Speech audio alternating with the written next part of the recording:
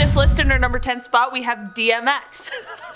DMX, also known as Earl Simmons, was an American rapper and actor and just absolute legend. In interviews, DMX has shared stories about his belief in the existence of demons and his experiences with the supernatural. DMX has claimed that he was visited by a demon when he was a child and that the experience left him feeling traumatized. He also said that he had encountered demons in his adult life and that he believes in the power of prayer and spiritual protection to ward off their influence. In an interview with the Breakfast Club radio show, DMX spoke about a particularly intense encounter with a demon while he was staying in a hotel room. He described feeling a dark presence in the room and being physically attacked by an invisible force. DMX said that he used prayer and spiritual techniques to banish the demon from the room. DMX's experiences with demons and the paranormal have been a source of fascination for many of his fans, and they have contributed to his reputation as a larger-than-life figure in the music industry that will be remembered for many years to come. Demon X, that's so funny.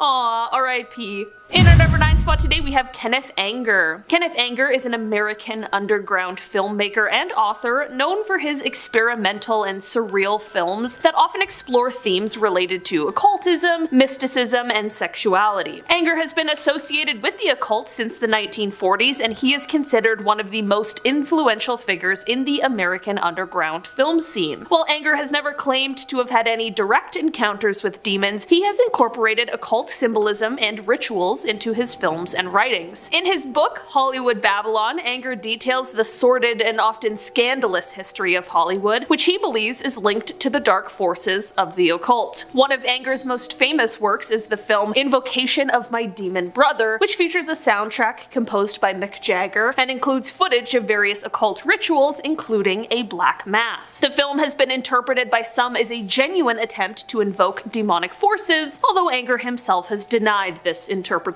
Despite his reputation as an occultist, Anger has also been a vocal critic of organized religion and has described himself as a follower of the philosophy of Thelema, which was developed by occultist Aleister Crowley. Thelema emphasizes individualism and the pursuit of one's own true will, and it has been embraced by many other artists and thinkers throughout the 20th century. In our number 8 spot today, we have Bob Larson. Bob Larson is an American preacher and radio and television personality and a controversial Christian evangelist who has made a name for himself as an exorcist and paranormal investigator. Larson has claimed that he has personally been possessed by demons on multiple occasions and that he has successfully performed exorcisms on thousands of people. According to Larson, his first encounter with demonic possession occurred when he was a young man living in Denver, Colorado. He claims that he was taken over by a demon and began speaking in tongues and experiencing physical symptoms such as convulsions and blackouts. Larson's claims of demonic possession have been met with skepticism by some who argue that he is exploiting people's fears and insecurities for his own gain. However, Larson has a large following of devoted supporters who believe that his work as an exorcist is a legitimate form of spiritual healing. Regardless of whether or not Larson's claims of possession are true, his work as an exorcist has made him quite a controversial figure in the world of paranormal investigation and a source of fascination for many people. In our number 7 spot today, we have Lorraine Warren. We all know Lorraine Warren, okay? Of course, she was a renowned paranormal investigator and author who, along with her husband, Ed Warren, investigated numerous cases of alleged hauntings and demonic possessions. According to Lorraine, she was herself briefly possessed by a demon during an investigation in 1973. During the investigation, Lorraine reportedly felt a dark presence inside of her and began speaking in an unknown language. She also experienced physical symptoms such as convulsions and difficulty breathing. Lorraine's husband Ed, who was also present, was able to perform a ritual to expel the demon from her body. Lorraine's claims of being possessed have been met with skepticism by some who argue that the Warrens were more interested in promoting their own work than in conducting unbiased investigations. However, Lorraine's reputation as a paranormal investigator has earned her a place in pop culture, and her stories about haunted houses, demonic possessions, and other supernatural phenomena continue to captivate audiences. I mean, the Conjuring series is highly successful, and it's based on the work of the Warrens. In our number 6 spot today, we have Lucy Liu. Actor and artist Lucy Liu, in a 1999 interview with Us Weekly magazine, shared a chilling experience she had with a ghost while staying in a haunted hotel in New Mexico. According to Lucy, she was sleeping in her room when she suddenly woke up in the middle of the night to find a ghostly figure standing at the foot of her bed. The figure was dressed in a cowboy hat and boots and appeared to be a man from the Old West. Lucy said that the ghost spoke to her in a language she couldn't understand and then disappeared. Lucy's encounter with the ghost left her feeling unsettled, and she reportedly slept with the lights on for the rest of her stay at the hotel. Especially after this experience, Lucy has said that she believes in the existence of ghosts and is open to the possibility of the supernatural. In our number 5 spot today, we have Dan Aykroyd. Dan Aykroyd is a Canadian actor and comedian who is perhaps best known for his work on Saturday Night Live and in films such as The Blues Brothers and, I don't know, Ghostbusters. Aykroyd has a long-standing interest in the paranormal, which is exactly where his inspirations for the movie came from, and he is claimed to have had multiple ghostly encounters over the years. One of Dan's most famous ghost encounters occurred when he was living in a house in upstate New York that was reportedly haunted by the ghost of a former resident. Aykroyd has claimed that he saw the ghost on multiple occasions and that it even communicated with him through telepathy. Aykroyd's experiences with the ghost in his house reportedly inspired him to write the screenplay for the hit movie Ghostbusters, which centers around a team of paranormal investigators who capture ghosts in New York City, as if you didn't already know that. Aykroyd's interest in the paranormal has continued throughout his life, and he has been involved in numerous investigations and documentaries related to the subject. In our number 4 spot today, we have Anneliese Michel. Anneliese was a German woman who became the subject of a controversial case of alleged demonic possession. Anneliese was born in 1952 and began experiencing seizures and other symptoms of mental illness when she was young. Her family believed that she was possessed by demons and sought the help of Catholic priests to perform exorcisms on her. Over the course of several years, Anneliese underwent a series of exorcisms that were recorded on audio tapes. The tapes of Anneliese's exorcisms are disturbing and very graphic, with her screaming, growling, and speaking in multiple voices. Her physical condition deteriorated over time, and she eventually died of malnutrition and dehydration in 1976. Anneliese's case has been the subject of much debate and a lot of controversy. Some people believe that she was truly possessed by demons, while others argue that she was suffering from mental illness and was not given the proper medical care that she needed. The case has been the subject of books, documentaries, and films, and it continues to be a source of fascination and horror for many people. And many people are at least somewhat familiar with this story since it was the basis for the famous horror movie The Exorcism of Emily Rose. In our number 3 spot today, we have Emma Stone. Emma is an A-list actor who's appeared in numerous films including La La Land, Easy A, and The Amazing Spider-Man. And not only this, but she has also shared a story about a ghostly encounter she had while staying in a hotel in Hawaii. According to Emma, she was staying at a historic hotel on the island of Kauai when she woke up in the middle of the night to find a ghostly figure standing at the foot of her bed. The figure was described as a young girl, and Stone said she felt a sense of calm and warmth in its presence. Stone said that she didn't feel scared or threatened by the ghost, and that the experience actually made her feel more connected to the history and culture of Hawaii. She later learned that the hotel was said to be haunted by the ghost of a young girl who had passed in the building many years ago. Emma's encounter with the ghost has been widely reported in the media, and it has helped to fuel her reputation as a believer in the paranormal. In our number 2 spot today, we have Joan Rivers. Joan Rivers was quite the television personality, known for her sharp wit and humor, as well as her blunt and often controversial opinions. Rivers claimed to have had a ghostly encounter in her New York City apartment that left her feeling shaken up. According to Rivers, she was in her bedroom when she saw the ghost of a woman standing at the end of her bed. The ghost was described as wearing a hat and a fur coat and had a sad expression on her face. Rivers said that the ghost seemed to be trying to communicate with her, but she couldn't understand what it was saying. Rivers claimed that the ghostly encounter left her feeling spooked and that she slept with the lights on for several nights afterward. She later learned that a woman had died in the apartment many years before, and she speculated that the ghost she saw was that woman's spirit. Finally, in our number 1 spot today, we have Matthew McConaughey. I'll be honest, Matthew was someone I didn't expect to put on this list because he didn't strike me as a ghost believer, but I couldn't have been more wrong. Matthew McConaughey is an actor and producer known for for his roles in films such as Dallas Buyers Club, True Detective, Interstellar, the list goes on. He is a great actor. In his memoir, Green Lights, McConaughey shares a story about a paranormal experience he had while living in Hollywood. According to him, he was home alone one night when he heard a sound coming from the hallway. He got up to investigate and saw a ghostly figure walking down the hall towards him. The figure was described as a small girl wearing a pink dress, and McConaughey said that she didn't really seem very threatening, but rather curious. Matthew said that the ghostly encounter left him feeling unnerved, and that he struggled to make sense of what had happened. He later learned that the house he was living in had a history of paranormal activity, and he speculated that the ghost he saw was the spirit of a young girl who had passed in the house many years before. Matthew's story about his ghostly encounter has definitely only added to his reputation as enigmatic and unpredictable personality. Starting off this list, in our number 10 spot we have Ariana Grande. This is a terrifying paranormal encounter had by the super sweet Ariana Grande. Back in the Yours Truly era for the star, while in Kansas City, she and some friends took a visit to Stull Cemetery, which legend claims is one of the gates to hell on Earth. This turned out to be a more haunting visit than the group had bargained for, however,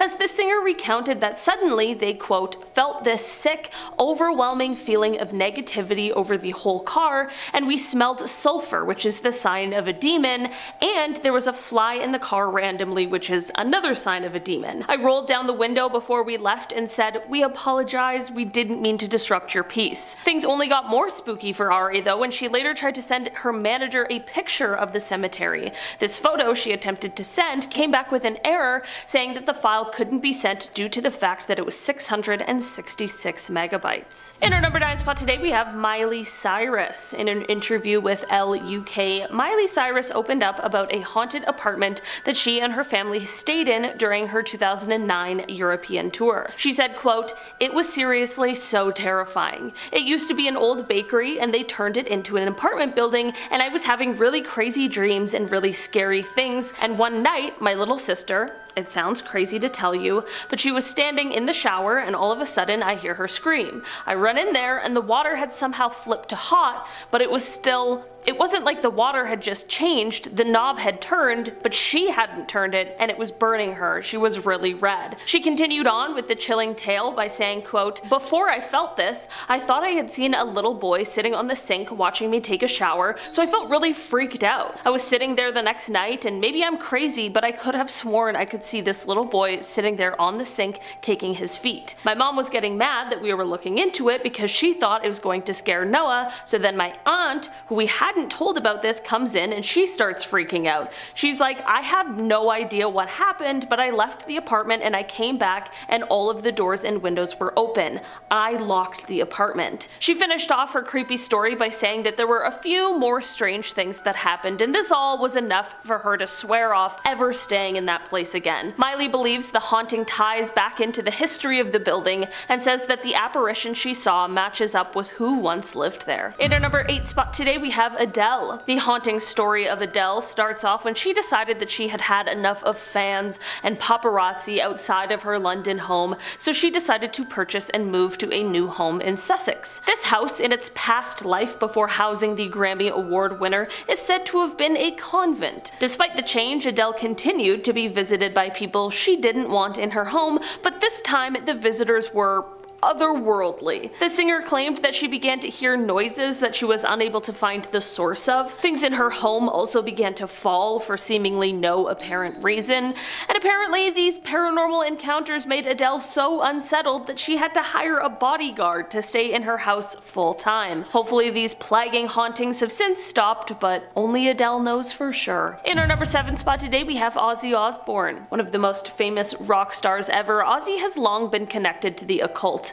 I mean, Ozzy, Prince of Darkness, didn't just come from nowhere. Aside from the rumors, however, Ozzy has been fairly open about his personal connection to the devil. In a 1984 issue of Hit Parader, Ozzy said, quote, "I really wish I knew why I've done some of the things I've done over the years. Sometimes I think that I'm possessed by some outside spirit. A few years ago, I was convinced of that. I thought I truly was possessed by the devil. I remember sitting through The Exorcist a dozen times, saying to myself, Yeah, I can relate to that. He even has expressed confusion over whether or not if he's a medium for some kind of outside source or if something much more sinister is at play. When speaking of actually selling his soul, Ozzy had some less than comforting things to say. He said, quote, "I already have. Well, you sell your soul to the devil when you do something yourself that you shouldn't, and I already have. I've lived my life to the fullest. If there's an afterlife, I've got a good spot in the furnace. You know?" In our number 6 spot today, we have Post Malone. Good old Posty has probably one of the most famous celebrity haunting stories, and it all started with a visit to ghost hunter Zach Bagans' museum. Within the museum was an old wine box that is said to hold a Dybbuk, which in Jewish mythology is a malicious demon. This box had come to the museum after the previous owner bought it on eBay and had some really horrible things happen to him and his family afterwards. These included reports of him having really horrific nightmares, and this extended to anyone else who touched the box, and sometimes even those who had just been around it. Even worse, his own mother had a serious medical emergency after he had given this box to her. This is all to say the haunted item showed up in the Bagan Museum, and then 2018 rolled around and Post Malone decided to take a haunting tour of the occult collection. During this tour, Post Malone reached out and touched the box, and, well, he has been dealing with the consequences ever since. These are said to include the same horrific nightmares detailed by the box's previous owner. In our number 5 spot today, we have Bob Dylan. Not necessarily who I really expected to put on this list, but there was an interesting interview back in 2014 that made many people speculate that the musician might have actually sold his soul. In the interview, he was explaining that he owes his years of fame and success to a deal he made.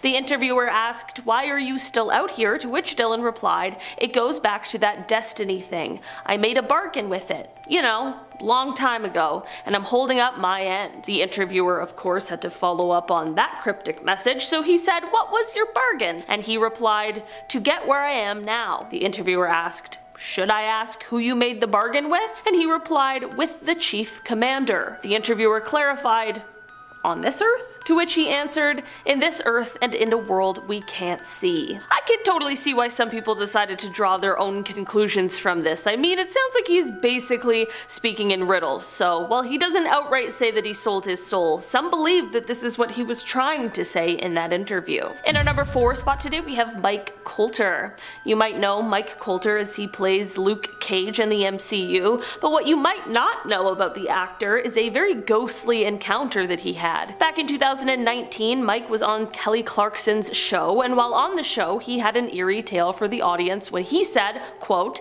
"I'm from the South, and there's a lot of things that happened in the South that don't happen anywhere else." Of course, Kelly inquired further, and that is when the star revealed a reoccurring moment that he claims happened, quote, "night after night." His mother basically explained it to him as a spirit being attracted to his energy. He said, quote, "When I was a kid, I used to have this thing that was sitting on my chest when I would sleep, and it was keeping me from getting up, and I couldn't open my eyes, and I would struggle." I don't know about you guys, but that sounds absolutely horrifying. I know a couple demons that could match up with that. Maybe it's a sleep paralysis demon, who knows? In our number 3 spot today, we have Vanessa Hudgens. Just last year, in April of 2022, Vanessa appeared on the Kelly Clarkson show. I guess everyone's just on the Kelly Clarkson show talking about their paranormal experience. And during this appearance, she spoke about having, quote, "a lot of paranormal encounters over the years." She said, quote, "I kind of shut it down for a while because the unknown is scary, but I recently was like, no, this is a gift and something that I have the ability to do, so I'm going to lean into it." Expanding on how she is leaning into these abilities,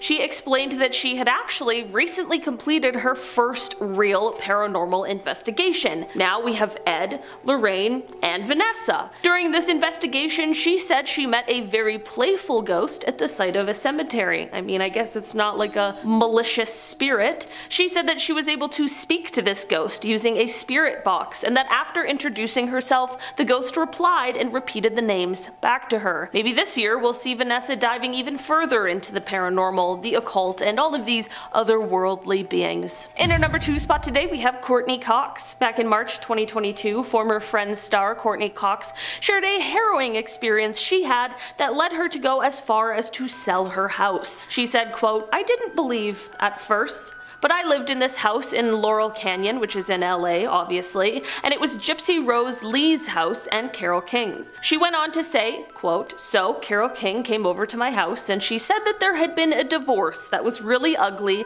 and that there was a ghost in the house. And I was like, yeah, whatever. But other people would stay there with me, like friends of mine, and they said they felt an encounter with a woman who was sitting on the edge of the bed." Despite these tales from her friends and even doing an actual seance with Carole, Courtney still wasn't really a believer of the supernatural. This all did eventually change, however, and it happened when a UPS worker came to her house. Quote, "I was at the house one day, not being a believer. The doorbell rang. It was a UPS guy or something, and I opened the door and he said, 'Do you know this house is haunted?' And I go, 'Yeah, why? Why do you think that?' And he goes, 'Because there's someone standing behind you.'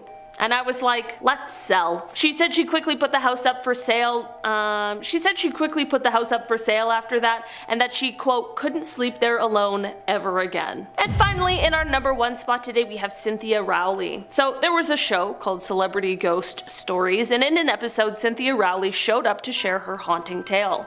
The designer recalled a spooky tale that took place at her estate, which is located in Greenwich, Connecticut. She explained that there was a, quote, ghost-like feeling in the house, which certainly is an eerie feeling, but soon a feeling turned into something a little bit more tangible. Eventually, Cynthia began seeing a sort of apparition in the corner of a room in the home. This apparition appeared as a woman who was wearing a sort of scarf over her face. This is all chilling enough, but things only got worse when Cynthia had to escape a fire in her home. She did, thankfully, and was fine, but then the local fire chief told her something she hadn't previously known. The woman who once owned the home she now lived in was called the, quote, diamond match heiress who was badly burned in a blaze. Seems like Cynthia may have been haunted by the previous owner of the house, and not just in like a tacky decor kind of way, I mean like for real haunted. Coming in at number 10, we have Jay-Z. Can you become the king of the rap game without selling your soul to the devil? Well, probably, but people still think that Jay-Z must have made some sort of deal with the devil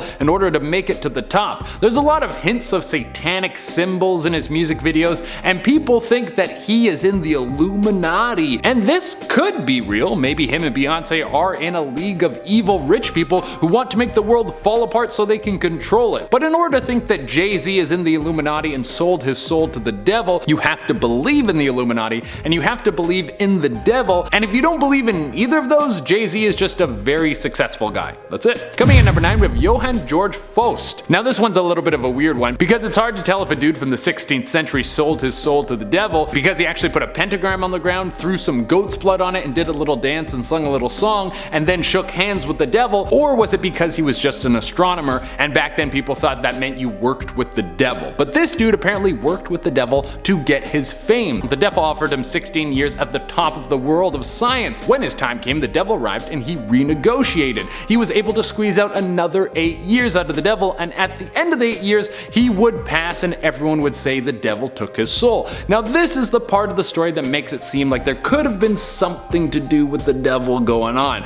When he died, apparently there was an explosion of fire and all that was found was bits and pieces of his body. Now this could have been an experiment gone wrong that took place in Faust's home, but I don't know what kind of explosives an astronomer would be messing around with. People think that this explosion could have been the devil popping in and ripping his soul right from his body. Maybe he shouldn't have made this deal. Who knows? Coming in number 8, we have Tom Hanks. No way. Not Tom Hanks. There's no way that one of the nicest dudes in the world could have sold his soul to the devil. Well, let's look at the evidence first. He has not only been very successful in Hollywood, but he has also won many Oscars. That is supposed to be a sign that you're part of the Illuminati. He has a really rude son, and that might be because God has cursed him for worshiping the devil. I mean, that is probably just what happens when a kid grows up rich and his parents are too nice to put him in his place, but it also could be the work of God laying down his wrath. But even all of that doesn't mean he sold his soul to the devil so he could be rich through the Illuminati forever. But then people who love to dive deep into conspiracy theories say that Tom Hanks got coronavirus. So that means that he is a pawn in the Illuminati plan.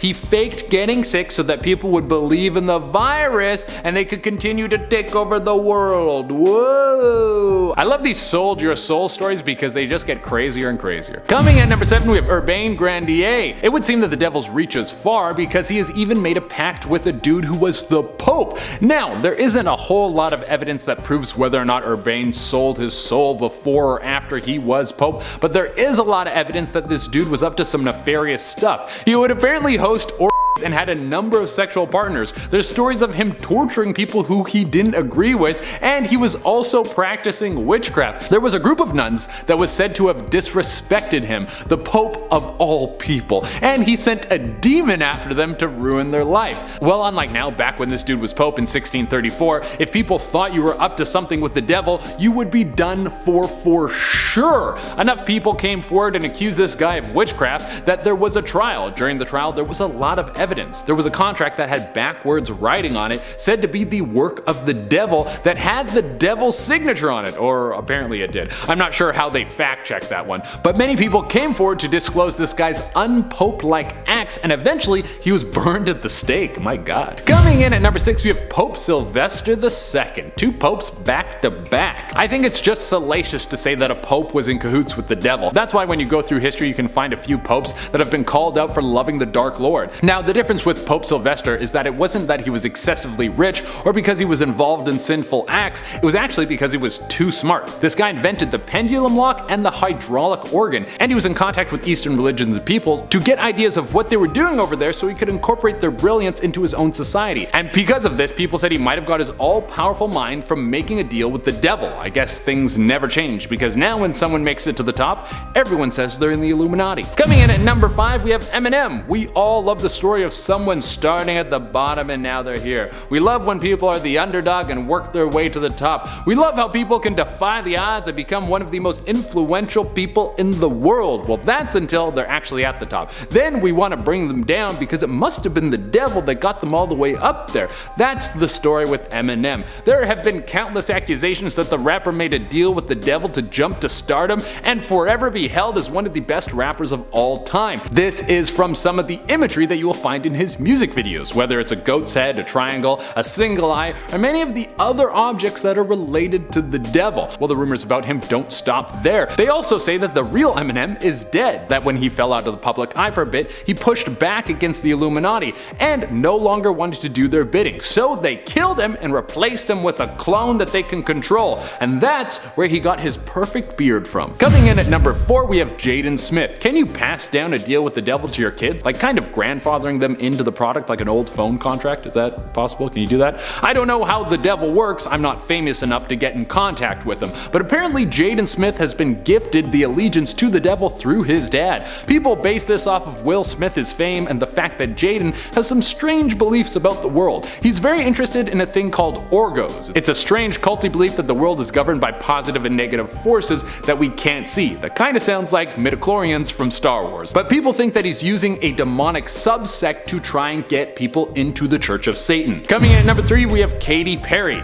If you become a massive celebrity, there's only one answer, and that is the Illuminati. There's no other reason you could make it to the top. Well, for Katy Perry, that's what everyone thinks. There is a ton of stuff we could pull from, but her biggest one is the music video Dark Horse. Because if any celebrity does anything that even comes close to resembling a pyramid, you better believe that conspiracy theory people are going to come running for it. And of course, this music video has an Egyptian theme, meaning that she must have sold her soul to the devil. There was also the time she performed at the Grammys and they had her in a witch's theme with a massive crystal ball. This means that she was, of course, doing a satanic ritual in front of the whole world. I mean, what else could it be? Coming in at number 2, we have Oliver Cromwell. Cromwell was a fading politician and commander in the 17th century. Every champion must fall, and usually they don't get back up after their time has come. But with Cromwell, it was quite the opposite. He was able to have a second breath in his career. He was able to stand in the limelight once more. He was able to have all the people clamor at his feet and become the top dog once again. This second run at life saw him become a prominent political figure and a very skilled tactician. While this was probably hard work and intelligent moves, most people wrote this off as the man selling his soul to the devil. Now, the backing to this theory comes from the legend about him when he dies. There was apparently a storm that came over the city and was raging the entire night.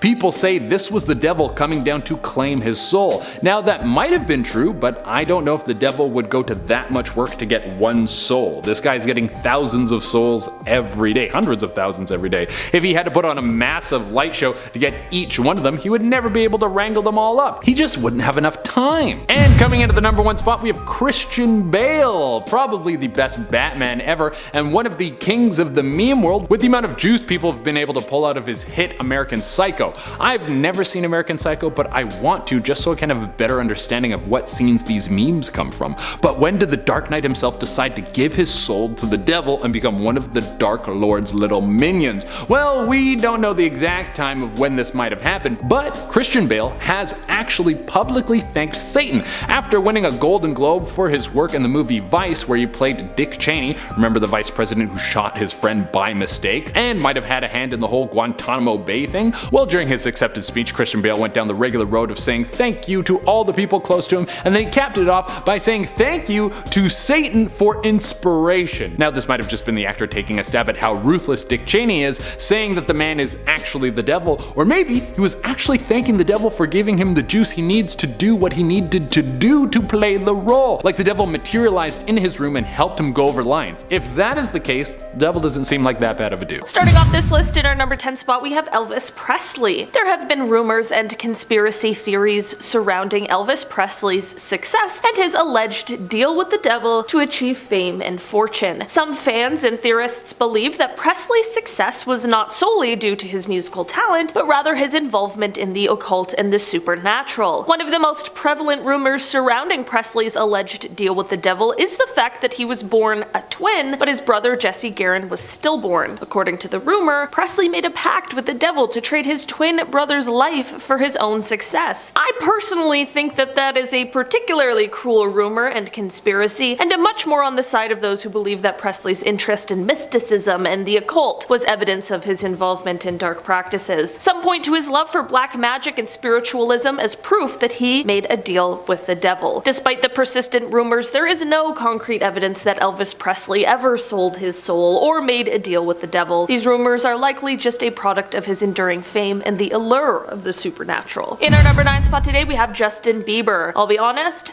I am a believer, so it was news to me when I found out that some people think he too has sold his soul. Some have pointed to his music videos and lyrics, as well as his public behavior and controversial actions, as evidence of his supposed pact with the devil. People believe that Bieber's meteoric rise to fame and success at a young age was too sudden to be natural, and that he must have made a deal with the devil to achieve it, while others point to his lyrics, music videos, and imagery, which they believe contain hidden symbols and messages associated with the occult. Many of these claims are most likely the result of speculation, rumors, and conspiracy theories fueled by Bieber's controversial personal life and the internet's tendency to spread sensationalized stories, but hey, who am I to say for sure? In our number 8 spot today, we have Elizabeth Bathory. Elizabeth was a Hungarian noblewoman who lived from August of 1560 to August of 1614. She was born into one of the oldest and most powerful families in Transylvania, and she was well educated and ran various estates and bore many children. Oh, and this is all happening while she is also killing young women and bathing in their blood.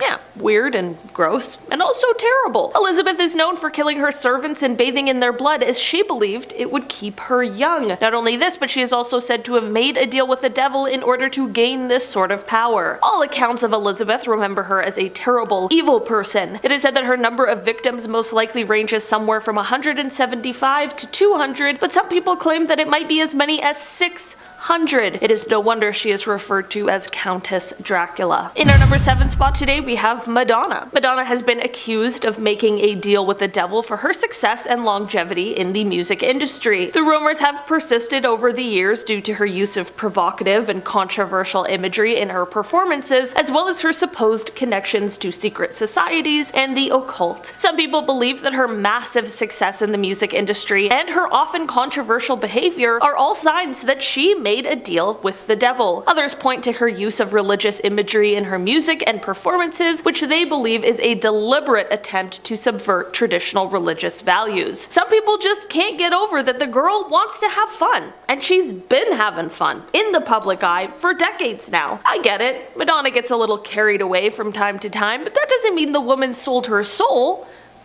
Or does it? In our number 6 spot today, we have Johann Faust. According to the stories passed down about this man, it is said that he was an alchemist and astrologer who lived in Germany during the early 1500s. It is said that in his plight to become the smartest man in the world, while also enjoying as many earthly pleasures as possible, he summoned the help of a demon named Mephistopheles. There are terrible stories about how cruel and truly evil this man was, and as a professor, it is said that he looked down on everyone else. Local priests apparently believed that he had actually made a deal with the devil in which he sold his soul to him, and there are also stories that say his pet dog was actually a demon who was able to shapeshift. During his life, he did publish several grimoires, and in 1540, while conducting some sort of alchemic experiment, his laboratory exploded. Just thought that was a fun little anecdote to share with you guys. In our number 5 spot today, we have Michael Jackson. Definitely one of the celebrities who has had the most connections to the occult. Some fans and theorists believe that Jackson's success, talent, and enduring popularity could not be attributed solely to his hard work and dedication, but rather to a supernatural pact that he had made. One of the most persistent rumors surrounding Jackson's supposed deal with the devil was that he made the pact at the age of 12. According to this rumor, Jackson traded his soul to achieve success in the music industry. Others have pointed to Jackson's fascination with the occult and his interest in spiritual practices as evidence of his involvement in the dark arts. Some also cite his dramatic physical transformations as proof of his alleged deal with the devil. At the end of the day, did Michael Jackson have a deal with the devil? Well, I guess I'll just let you decide for yourself. It's my way of saying no, none of these people did, because the devil doesn't exist. In our number 4 spot today, we have Aleister Crowley. This man is quite well known for being the leader of an occult group, and this really does stem back even into his childhood. It is said that quite early on, Aleister started calling himself the Beast and the Antichrist, and he is even quoted as saying that God and Satan fought over his soul. In one of his books, he wrote, quote, "I was in the death struggle with self. God and Satan fought for my soul those 3 long hours. God conquered.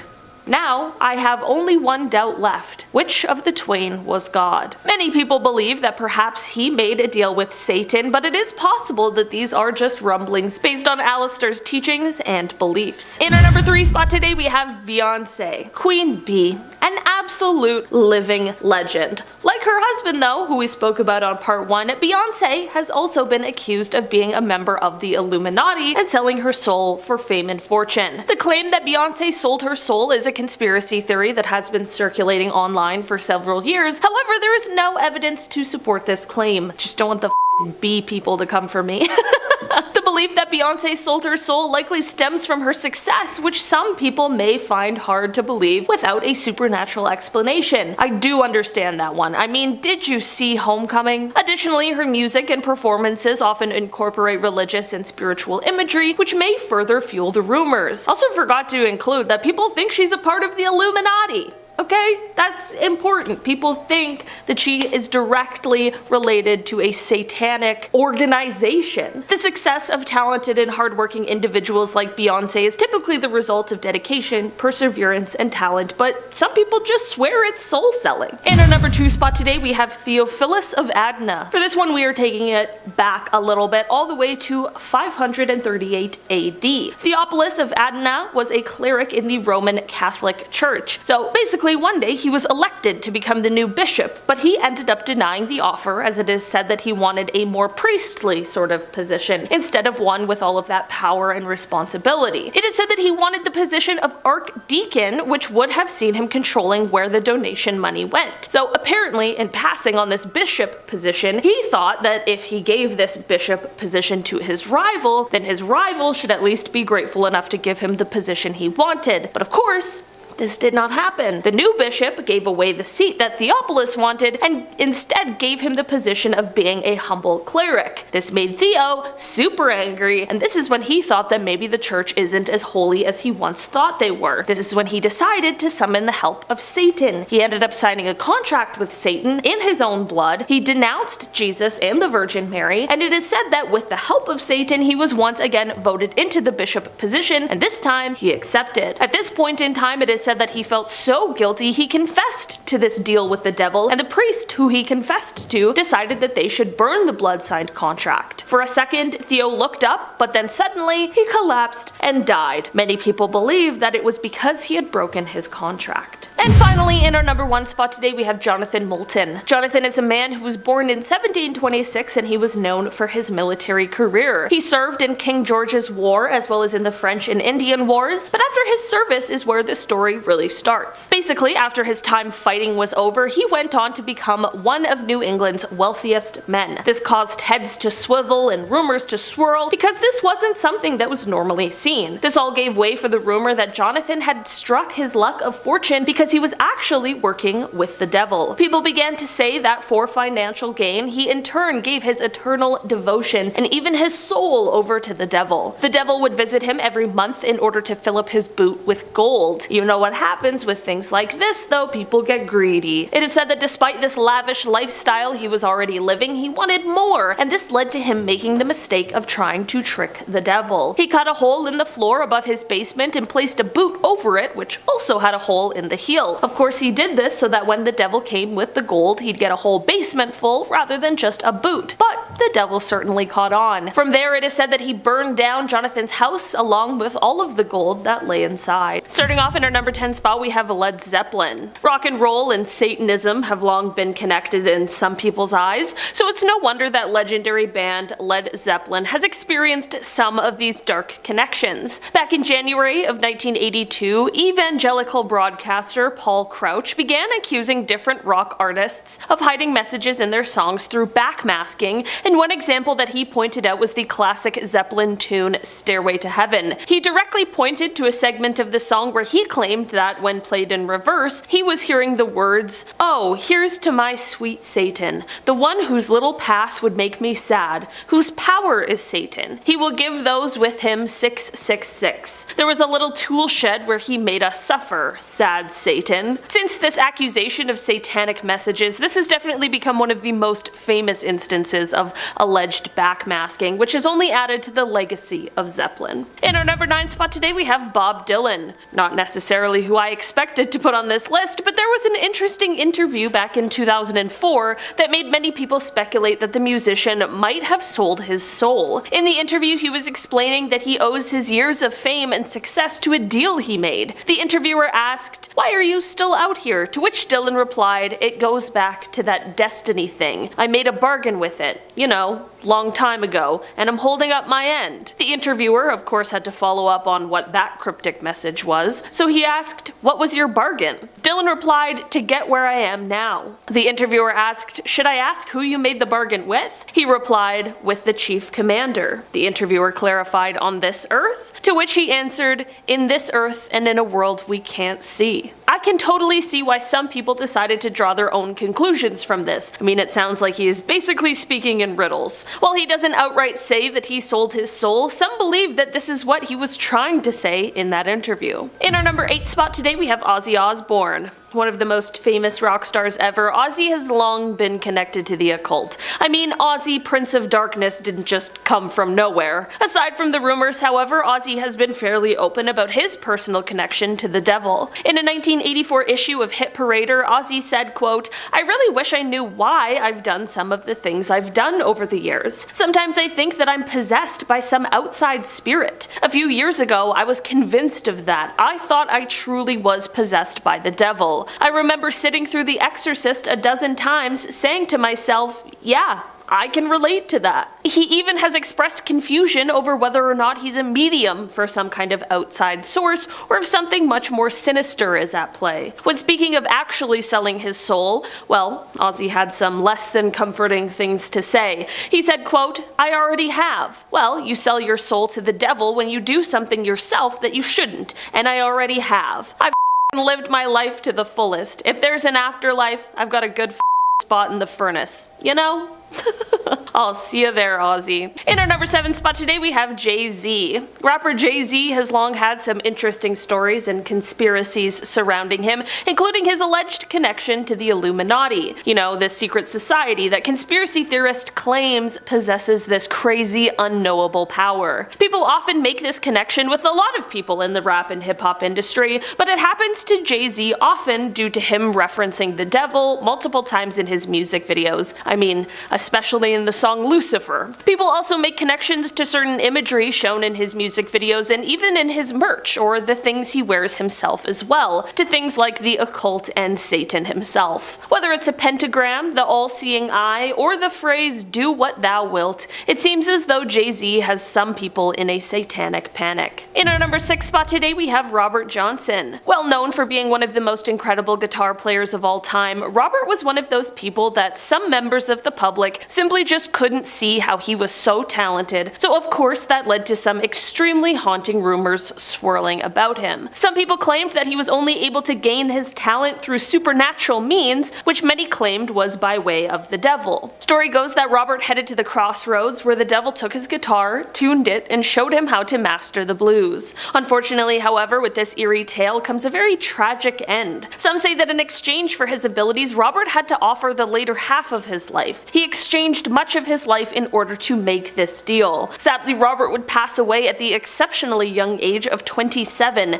Many claim this was actually due to a poisoning made by a jealous man. Whatever the real story behind his life, talents, and tragic death, the legacy of Robert certainly lives on. He was an incredibly prolific musician who left behind quite the record collection. In our number 5 spot today we have Niccolo Paganini. Niccolo was a professional violinist who was born in 1782. His parents began to send him to lessons when he was just 5 years old, and by age 15 he was already touring the world because he was so talented. What's interesting about Niccolo and his story, other than his obvious musical genius however, is the rumors surrounding his talent and subsequent recognition. According to some, people believe that his own mother summoned the devil in order for her son to be the extreme talent that he was. There are many modern diagnoses that could potentially explain some of what made Niccolo so talented, and I mean, we all know quite well that sometimes people are just born with extreme talent, but of course, in the early 1800s, people and their imagination certainly ran wild. The final reason why people believe Niccolo may have made a deal with the devil is because shortly before his death, Niccolo was quite sick. The doctors had a feeling he was nearing death, so they sent in a priest to pray over him. When Niccolo first saw the priest, it is said that he freaked out and sent the priest away. Many people believe that him pushing the priest away was only a confirmation of the fact that he was working with the devil. In our number 4 spot today we have Giuseppe Tartini. Okay, so this story is one that is kind of similar to Niccolo's, but even more strange. Giuseppe was an Italian violinist and composer who lived during the 1700s. He went on to compose a song called The Devil's Trill Sonata, and not only this, but he also claimed to wake up one night to find Satan sitting on the edge of his bed playing the violin. It seems as though the devil really likes violins, apparently. What's extremely curious is after this alleged encounter, it is said that Giuseppe's violin skills hit heights never seen before. He was able to suddenly play extremely complicated trills that are impossible for most musicians, and apparently even today the sonata is too difficult for many musicians to play, which is why people believe that perhaps this story really was true. In our number 3 spot today we have Jack Parsons. Jack was a man who was born just a few weeks prior to the Wright brothers flying the first airplane, and being born at a time like this had him growing up dreaming of and reading sci-fi novels about rocket ships taking people to space. It is said that this love of rocket ships and these dreams of going to space are what led to him summoning the devil in order to make a deal. Jack wanted to sell his soul in exchange for a rocket ship. This deal didn't end up working, but Jack continued to study science as he grew older. Later in life, he stumbled upon the teachings of Aleister Crowley and tried his hand at summoning things again. This time he tried to summon a goddess by the name of Babylon that was said to possibly help men get to the moon one day. Technically, in some ways, it worked, because Jack Parsons ended up helping create the jet fuel that is said to still be used today. Maybe it was his original deal with the devil, maybe it was the goddess, or maybe it was just good old passion and drive that did it. Guess that all depends on what you believe. In our number 2 spot today we have Christoph Heisman. Back in 1677, Christoph was an artist who was working on a castle in Austria. He was so talented at his job that he had been commissioned by the nobles to do this work. There were rumblings about how he may have sold his soul to the devil, but no one was sure of it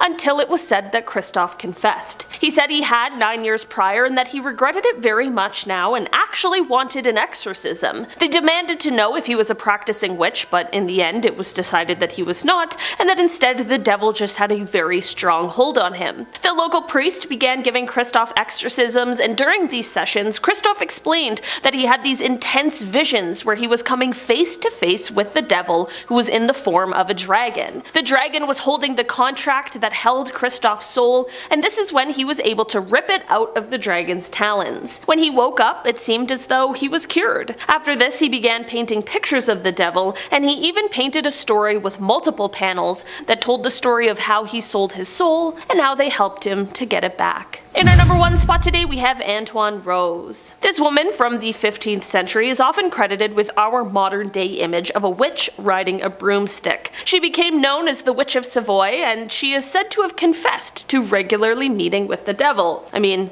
let's be honest, history doesn't exactly have a good record with those accused of witchcraft, so it isn't quite clear if this deal with the devil was real, or if perhaps Antoine could just add 1 + 1, and then suddenly she was accused of being a witch and had to find a way to try and defend herself. Legend goes that she was in a position where she was in dire need of money, and when she asked her neighbors for help, they led her to a group of people who convinced her to ask the devil for help. When the devil appeared, he agreed to help, of course, in exchange for her rejection of God and her promise to worship him. Story has it that she said the devil had a low, raspy voice when he appeared to her in human form, and she also apparently said that she was quite afraid of him. Can we really blame her? Coming in at number 10, we have Jack the Ripper, one of the greatest mysteries that has never been solved, and unless you have a time machine and head back with an amazing forensic crew, it'll probably stay that way. The year was 1888, and a series of brutal murders were starting to pop up in England. The culprit could not be found, but a terrifying note was sent to the Central News Agency and then sent over to Scotland Yard. The total number of victims is unknown, or even if there was a serial killer, but it's thought that at least 5 people were massacred by this monster. Because there was never an actual person attached to these crimes, some people think that it could have been the work of some sort of demonic being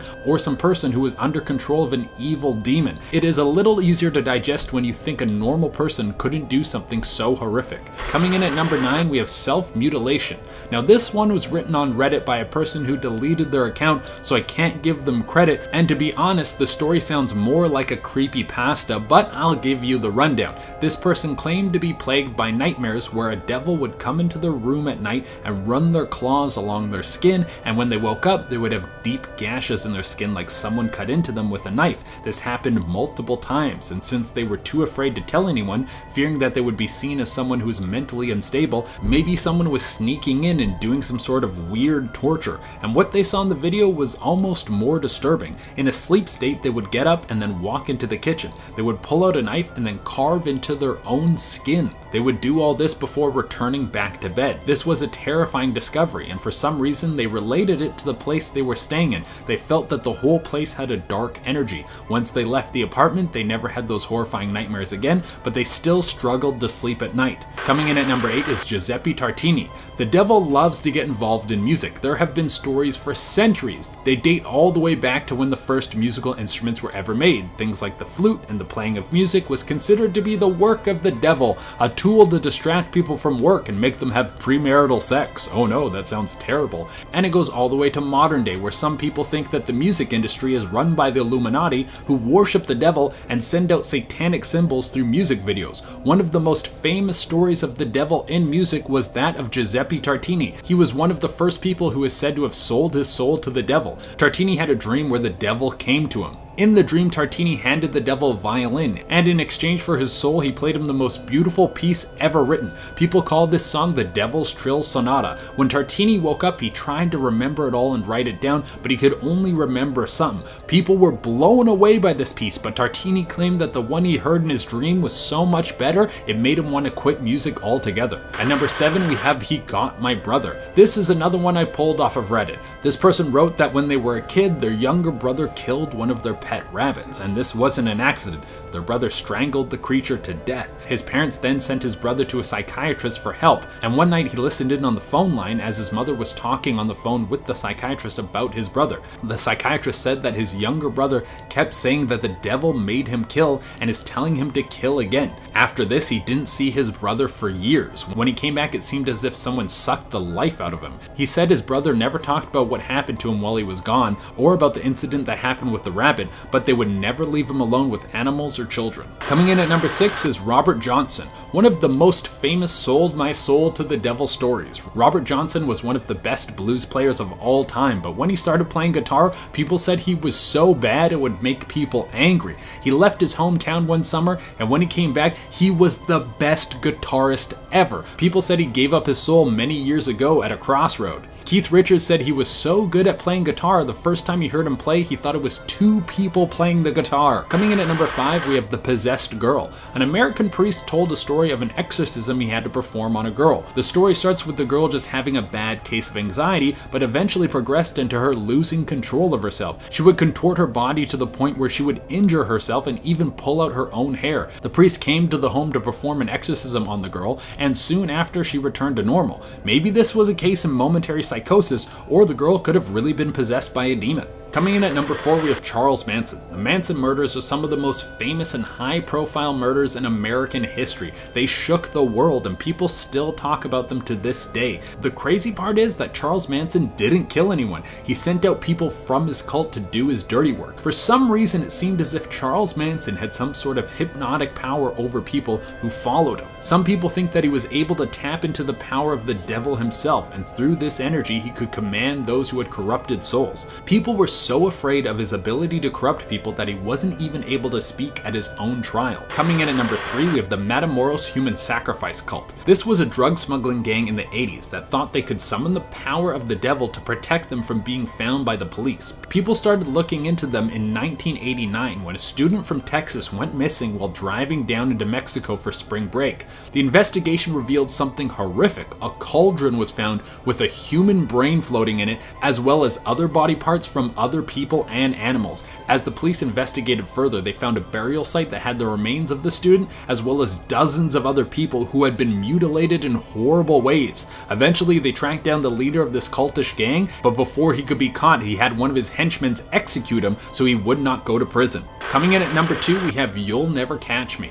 This was a story I found mentioned a few times on the internet. I couldn't find the exact origin, but some people said it might have come from 4chan. This is one that made me feel like someone was watching me. I'm going to spare you guys a lot of the details because they are extremely graphic, but the post starts with someone saying that they killed someone. It then goes into details about how it happened, how they picked the person, what tools they used, and what they did with the body and how it made them feel. A major part of this post is that they say the whole time they were doing it, it felt as if they were not in control of their own body, like it was some outside force that had taken over them and was forcing their hand. They mentioned that it felt like the devil was inside them. They end the post by saying that they ran off to a new city and no one would be able to connect it back to them. Now it's the internet, so this is all probably fake, but it definitely gave me chills, so I thought it would fit perfectly on this list. And coming in at number 1, we have Genghis Khan, the most successful conqueror of all time. The stories about this man are in a way incredible. I mean, they are horrible, but no one has been able to do what this man did.